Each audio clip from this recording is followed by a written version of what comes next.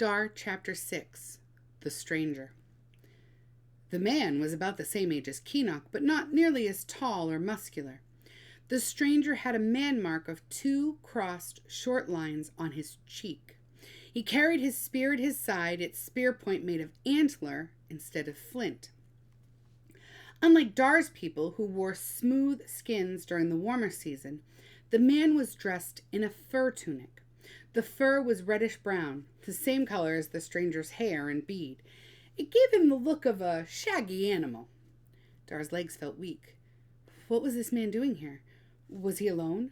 Dar tightened his grip on his spear, but wished he had sharpened his spear point before leaving home. Noticing Dar's shoulder pouch, the man stopped. He picked up the bag, quickly dropped it, then lifted his spear above his shoulder. His nostrils flared and his eyes scanned the area. Dar drew back behind the tree, but as he did so, his spear made a small scraping sound against the bark. The stranger must have heard it. Dar's mouth was so dry he couldn't swallow. This man was fit, alert, and well-armed.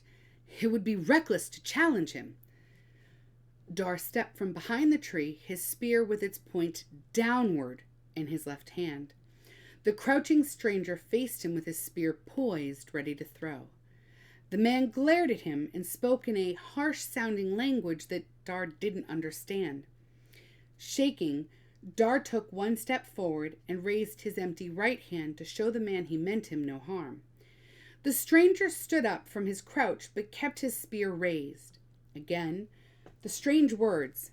Dar shook his head and shrugged to let the stranger know he did not speak his language. Dar felt he had to make a friendly gesture. He pointed to his pack and slowly walked to it. Removing the deer meat, he held it out toward the furry stranger. The man's eyes narrowed with suspicion as he unwrapped the fresh meat and smelled it. He nodded curtly and returned the meat to Dar. The stranger put his spear down by his side and opened his own shoulder pouch. He took out a hand-sized piece of wood with a groove down its center and a small, sharp wooden stick. He knelt down and placed a piece of dried fungus from his pouch on the grooved wood. Then he took the pointed stick, pressed it into the groove of the wooden piece on the ground, and twirled it rapidly between the palms of his hands. Dar had never seen fire sticks being used before, although he knew that long ago his people had started their fires with them. He watched the man struggle to start his fire. The fungus would not smoke, and the stranger muttered in irritation. It must be the mist in the forest, Dar thought. The friction between the fire sticks would not produce enough heat to start a fire. Dar took out his fire rocks. The sunstone caught a dim ray of sunlight, and the stranger stiffened and stared at the flashing rock. Dar replaced the man's fungus on the ground. The stranger watched Dar's every move. Dar struck the fire rocks together over the fungus. When sparks fell on the tinder and ignited it, the man's head snapped back, and he snorted in astonishment. Dar fed the little flame with pine needles and then small, dry branches. He started to put his fire rocks away, but the man held out his hand.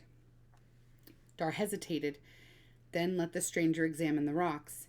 The man was only interested in the sunstone. He sniffed it and wrinkled his nose over its acrid smell. Dar took back the fire rocks and returned them to his pouch. He skewered the meat on 2 green branches and handed one to the stranger. They roasted the meat over the fire and ate their meal in silence. When they finished, the man licked his fingers clean and then pointed to Dar's waist pouch. Dar regretted showing the stranger his precious sunstone and shook his head. The man reached into his own pouch and brought out a slim rod of reindeer antler. It was as long as Dar's forearm, with a handle carved on one end and a pointed hook on the other. Dar had never seen anything like it. The stranger thrust it into Dar's hands, and Dar saw that a leaping horse had been carved on one end of the rod. The horse's front legs were folded against its chest, and its back legs were straight. Dar had never imagined that a carving could be so beautiful. He thought of his own work and realized how crude it was. What was this rod? Was it a sacred object worshipped by the stranger's clan? Or had it been carved, like his own efforts, to capture a moment in the life of an animal and nothing more. The man took back the rod. He picked up his spear and pointed to a fallen tree many strides away. Could he hurl it so far? Even Keenock, the strongest man in Dar's clan, could throw a spear only half the distance, and the stranger was a head shorter than Keenock. The man pointed to the tree again. Then he held his rod of antler over and behind his shoulder, hook end up, and laid his spear along the rod so the spear pointed forward and the hook caught the butt end of the spear. The stranger glanced at Dar, smiled for the first time, and leaned far back for the throw.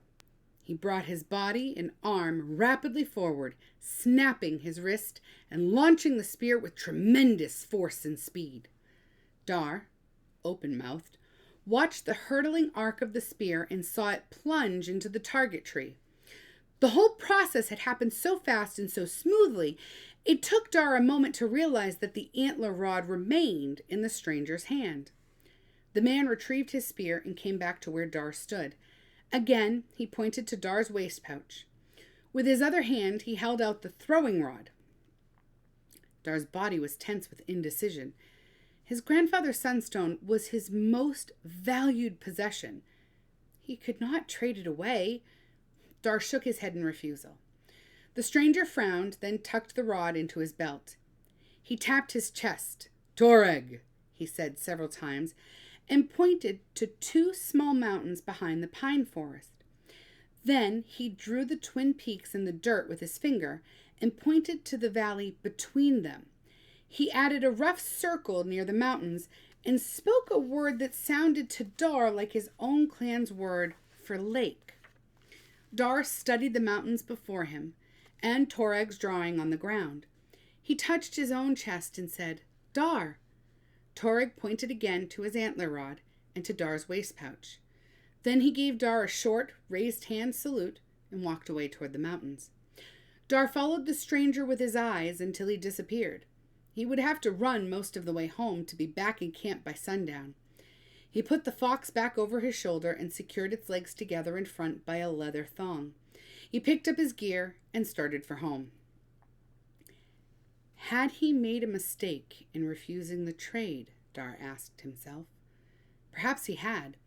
He prized his grandfather's sunstone, but after many years of searching, his clan knew where to look for the shiny yellow rocks. If he owned the magical rod with the carved horse on it, it wouldn't matter any more that he was short. With the rod, he would be the equal of any hunter in his clan. Dar thought of nothing but Toreg and the spear thrower all the way home.